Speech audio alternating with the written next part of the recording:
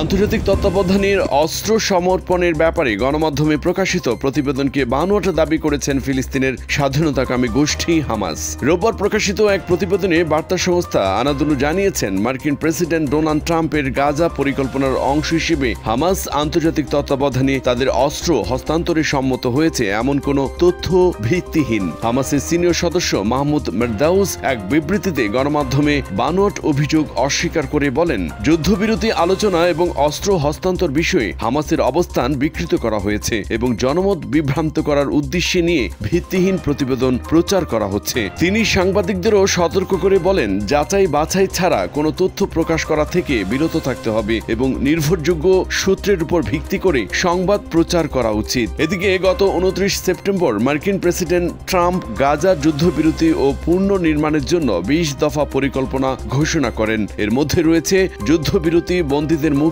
হামাসের নিরস্ত্রীকরণ এবং গাজা পুনর্নির্মাণ। হামাস নীতিগতভাবে পরিকল্পনার বেশিরভাগ বিষয়ে সম্মত হয়েছে, তবে নিরস্ত্রীকরণের বিষয়ে স্পষ্ট অবস্থান এখনও জানায়নি। পরবর্তী আলোচনার জন্য মিশরে বৈঠকের সম্ভাবনা রয়েছে।